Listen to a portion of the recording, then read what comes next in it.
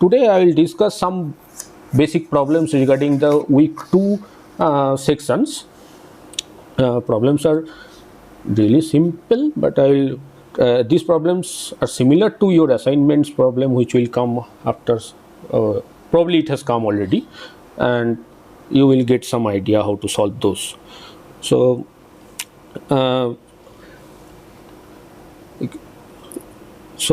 persistent length of a polymer chain is measure of its which quality, persistent length. Now if you know what is persistent length, it is so if a polymer is fully stiff like a straight chain, then its persistent length is infinity. So the length of which it is this persistent length LP, which is defined in lecture. So and again in the random walk model, where it can take any step to any direction, their persistent length decays very fast, and this LP is almost zero. There is no persistent length at all. So this, and that's why the random walk model is freely jointed chain. There is no flexibility, stiffness at all in that. So persistent length, if infinity, means this polymer is fully stiff, and if it is zero, then it is fully flexible. So persistent length is something which relates the stiffness of the polymer. So here, and also in this case, the other option, the entropy has nothing to do with persistent length. It only controls, persistent length only controls the stiffness. So if the persistent length is small, the polymer is more flexible. In the next question, contour length of the polymer chain is. Now in the second or and third lecture, we have defined this quantity, what is contour length. So if there is some polymer like this, this length, suppose this is S is equal to 0 and this is equal to LC. So this length is called as contour length, right?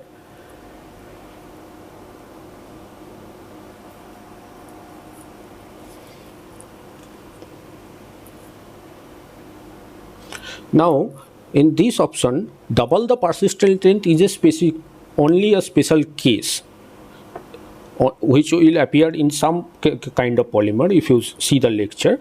But in the maximum possible end-to-end distance, when this is a straight chain, that is one case. And obviously if you divide these segments as small segment, which if it is all segments are B length, then segment length multiplied by number of these segments for an ideal chain, it will go like say MB. This is also contour length. So LC is equal to MB. So here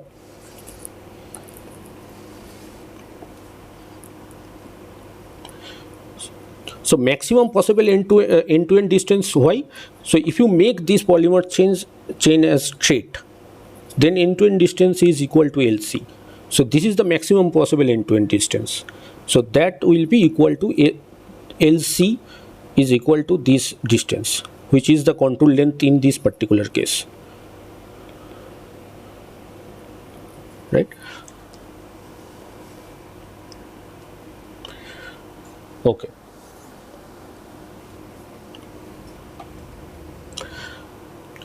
Now probability density of chain conformation is defined as. So probability density is we have derived that for a random walk chain, it is kind of Gaussian, and P of RE M for RE. So now probability, so here this option is very close to what should be the option. It tells that probability that end-to-end distance is in the range of RE to DE. So that quantity is P of RE d of RE. If you do this integration, then only not integration. So this quantity is, if you integrate, it will give you 1 over the all range. And if you do P of RE into DRE, then it is kind of probability, and this quantity is the density. If you multiply density with the length, then it is giving you probability. So probability is this particular point PRE. Then if you do, so suppose this is RE and this is RE plus DRE, then it is probability that it is in between RE and DRE. So in this case, none of the above is the correct option.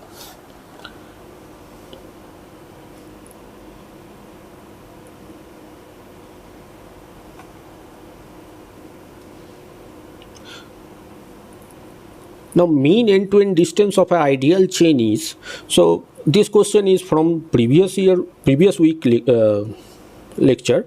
So what is RE average here?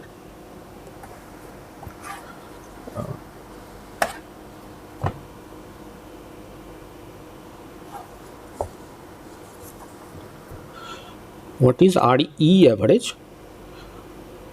So as you already know, this quantity you can think physically as well, because RE can be end-to-end distance can be in any direction.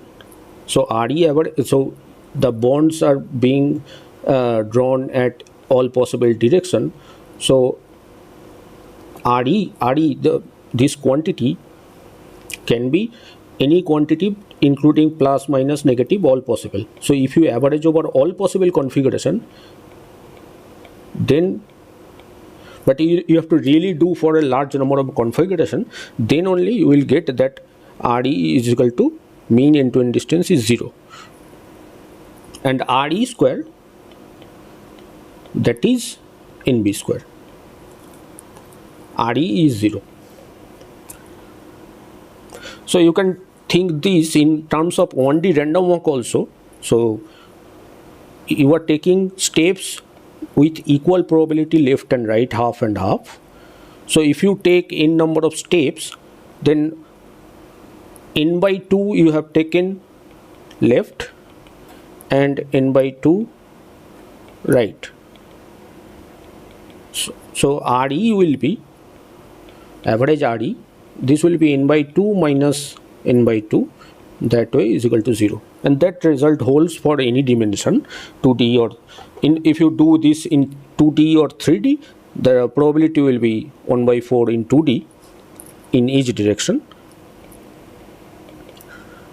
In if you do this is 2D, and if you do 3D, that probability will be 1 by 6, but all the possible direction will be equally likely.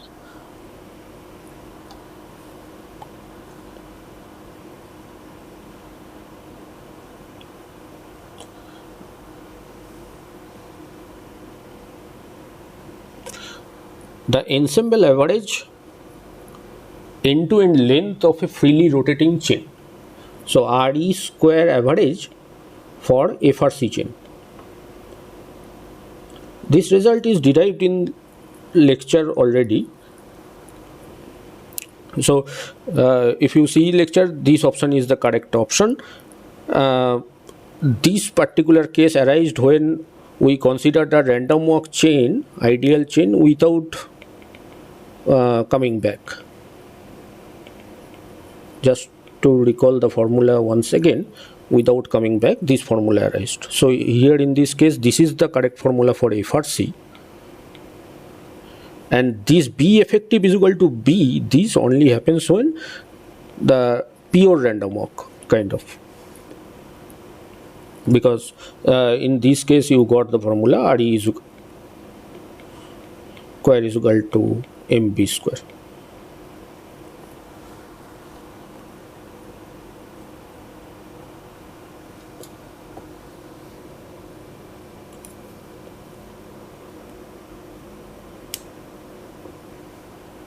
Okay.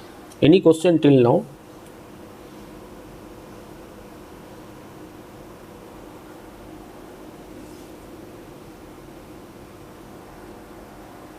Sorry, I couldn't hear properly.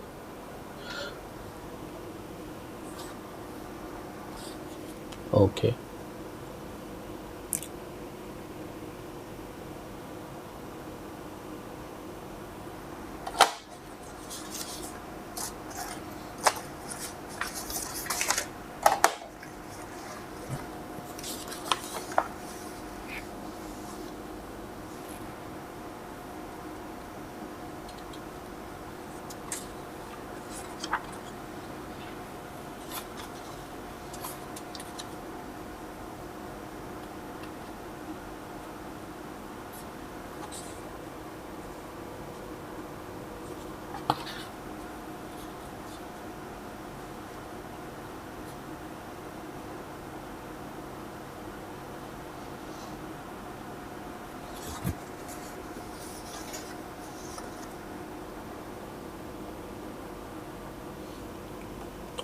Okay, so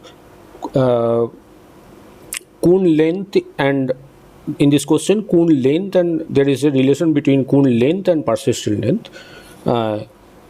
So this is cone length is twice of the persistent length. In the Kratky-Porrott model, if you see, there is a formula defined what is RE square. This Kratky-Porrott model is the continuum version of the freely rotating chain. We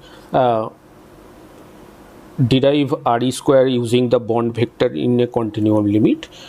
So RE square average comes like 2LP square LC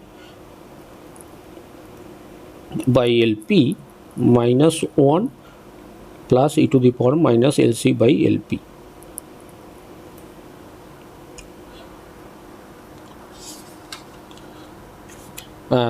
This is probably lecture 3 where you can get this formula derived.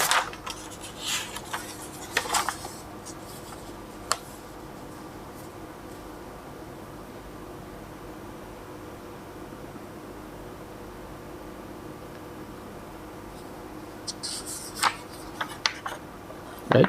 So now in this case, if you take a limit of LP is much higher than LC,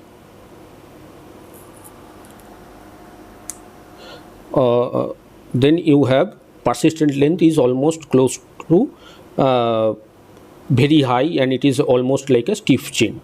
So this limit is stiff chain, and if you take the opposite, then it is almost a flexible chain.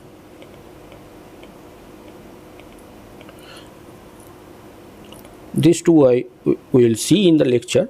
Now this cone length is the, if you have this kind of polymer, if you are dividing this polymer into small segments, each of length b, then this b is the cone length. Now if you take this approximation in this formula RE square, then you will see that RE square average is 2LPLC. Again, we already know that RE square average for a flexible case is NB square.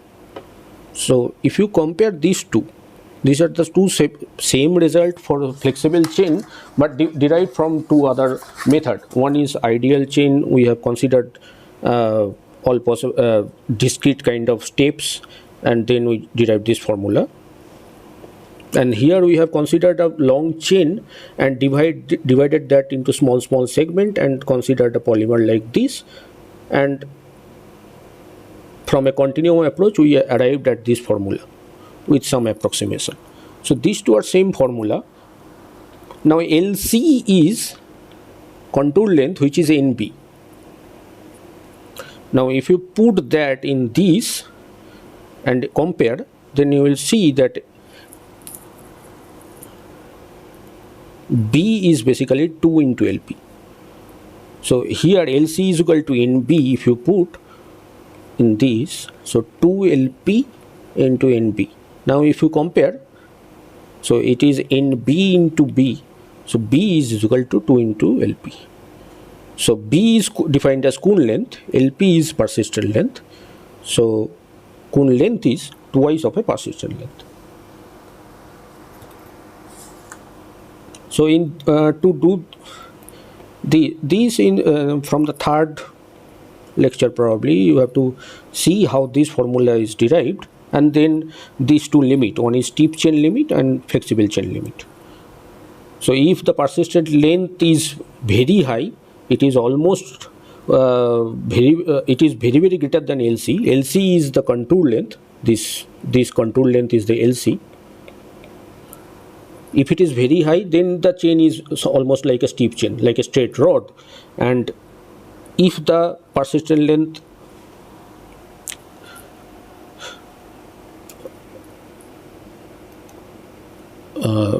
sorry, this relation should be like this. If the persistent length is very small, then this is a flexible chain and it is allowed to move in any direction in each step in the discrete kind of. So if we divide this into small segment, these all can be in any direction, there is no preferred direction.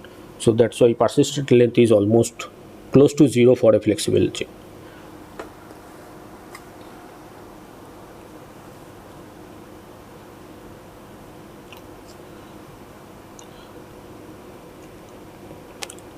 Now a semi-flexible chain are based model using, so the lattice work means, we'll start with from the last option, the lattice work. Lattice work means you have this kind of lattice. In the 1D you have an array of this kind of points where you can jump here and there with some probability, equal probability, half, then it is kind of random walk. Or if it is a 2D lattice, then you have all possible 4 direction with equal probability, you can jump 1 by 4. If it is 3 dimension, then again another set of third dimension arises, then you can also jump. But in this case, the jumps are, direction of the jumps are not correlated. So this if you remember the first week lectures, the BL.BM, this quantity equal to 0 for L not equal to M. There is no correlation between two consecutive steps. But in real case, there is some correlation, because arising from the molecular level, you can say that this is a bond, suppose carbon-carbon bond, this particular another carbon-carbon bond, there is a particular orientation being maintained at the molecular scale, and that gives rise to, this is now not the only case, we will see in the next question that this is one of the these bonds, this interaction giving rise to some kind of stiffness. So semi-flexible chain where some kind of stiffness is there, that cannot be modeled with the lattice work or ideal chain model where there is no interaction between two consecutive steps. There is no correlation. The steps can be taken at any direction in each step. So there is no correlation between them. Now in the freely rotating chain, there is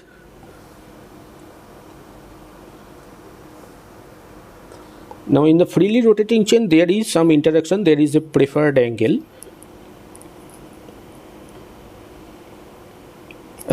in each step which it can take theta angle, which is constant throughout the chain.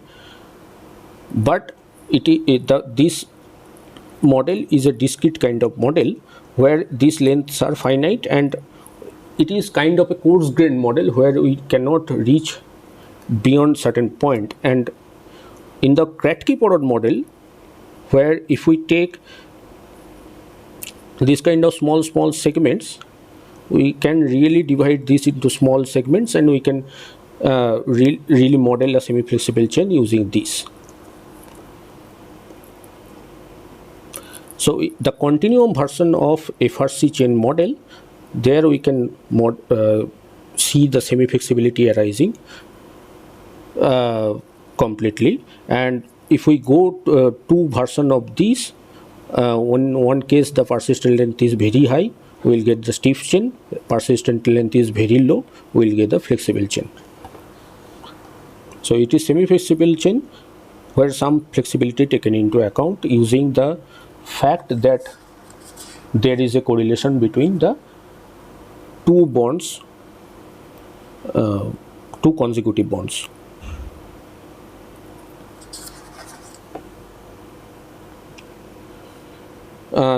This is discussed in lecture in detail, all these 4 points, and you will find in the course material also.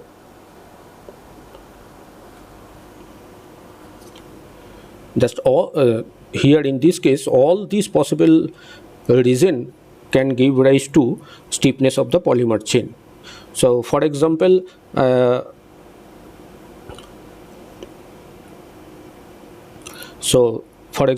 if you consider this bulky group, if there is a bulky side chain, like a big side chain in a polymer chain, it is not very easy to rotate. Suppose this is one segment of the polymer and there is another segment like this and another segment. So this particular segment is not very easy to rotate.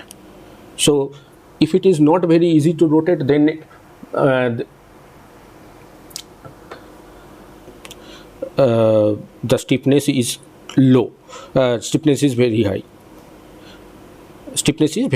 We cannot rotate it very easily.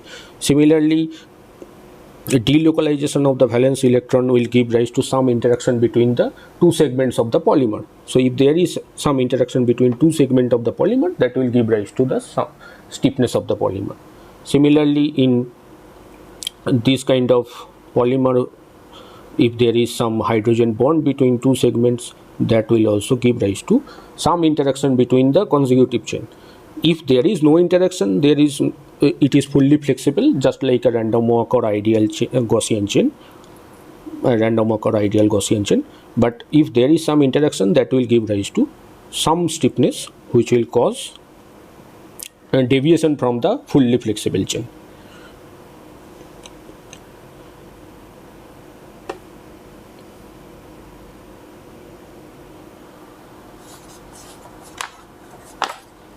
Right.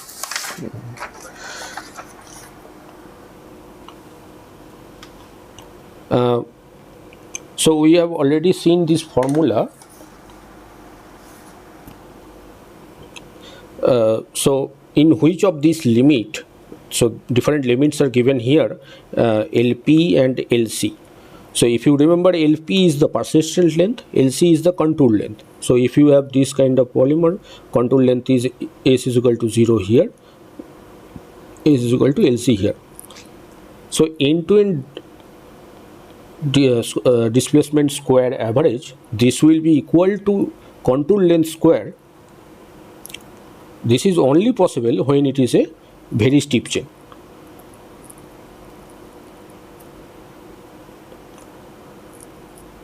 So this is S is equal to 0, this is S is equal to LC, and in this case, if you calculate the distance between from here to here, it is basically RE is equal to LC, and that is same as writing RE square average is equal to almost equal to LC square. So this happens only when the persistent length is very large than contour length. So persistent length is almost infinity, means you have a straight rod where all the chains are correlated together, and you are getting a completely fully stiff chain, and it is only in one direction. All the bonds, small bonds, are all one direction. So if persistent length is very higher than contour length, then you have a straight chain, and in that case you will get RE square average is equal to contour length square.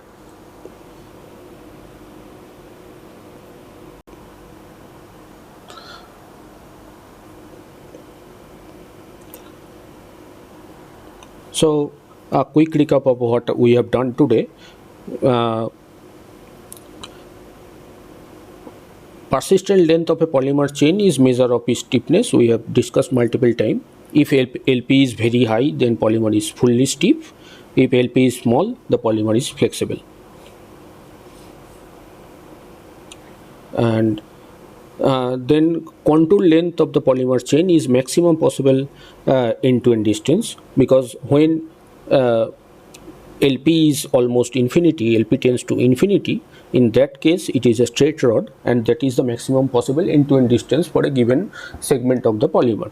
So contour length is that also. And if you divide this kind of polymer into small segments, and if there are m segments of Kuhn length B, then m into B is also equal to LC. The probability density of a chain conformation is defined as, so remember here it is mentioned as probability density. So probability density is the P of RE only. So this is P of RE. So that defined as none of the above. P of, when you do P of RE d RE, then it is the probability. In this option, this is the probability.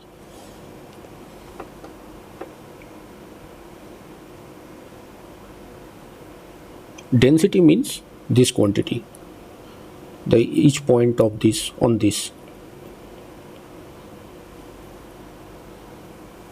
So mean end-to-end distance of an ideal chain mean end-to-end distance is 0, because RE can be in any direction, because there is no preferred direction, no correlation between the bond vectors. So bond vectors are allowed to take any possible direction, and that way RE average is 0.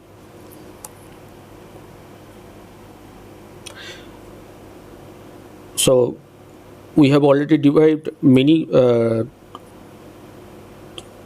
or 4 models where we have calculated RE square average, and the B effective is equal to B. This comes on random walk model without any other assumption.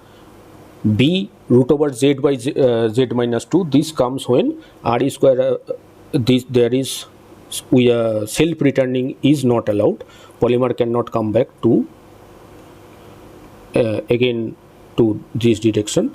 So that interaction is taken into account. Then we will get this first formula. In the freely rotating chain, we will get third formula. Fourth, we will not get in any case. Kuhn length is twice of the persistent length. You have to really understand how this formula was derived, and then take 2 possible limit. One case is fully stiff chain, another case is the fully flexible chain.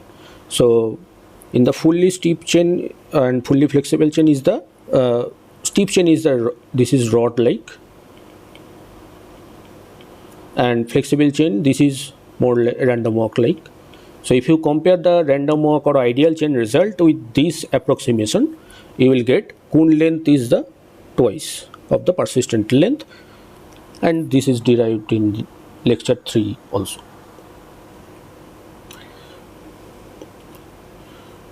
Semi-flexible chain are best model using freely jointed chain. There is no interaction. Ideal chain, no interaction. Lattice walk, no interaction. So Kratky-Porot model is the best way, because there is some interaction between the consecutive bond vectors.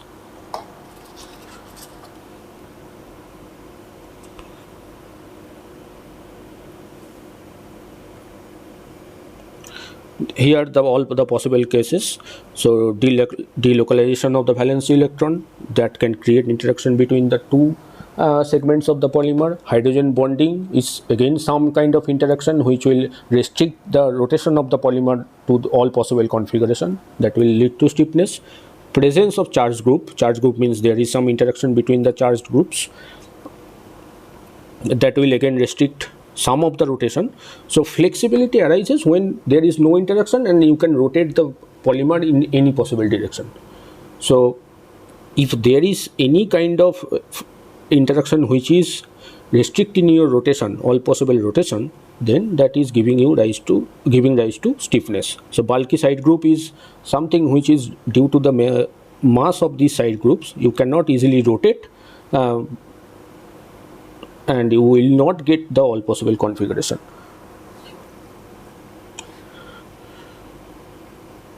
RE square is equal to LC square. LC is the contour length.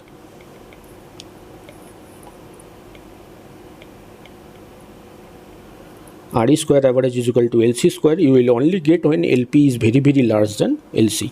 So LP again, LP is very large to LC when it is like a rod, straight rod, and in that case you will get end-to-end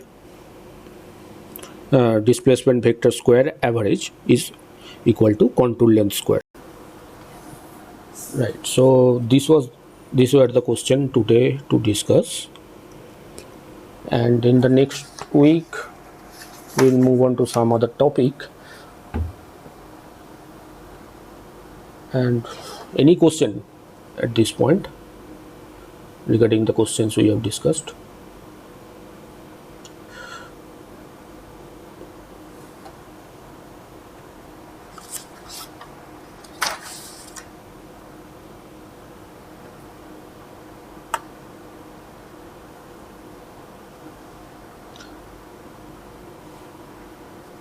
So week 1 assignment deadline is already over, or it is you can still submit the week 1 assignment?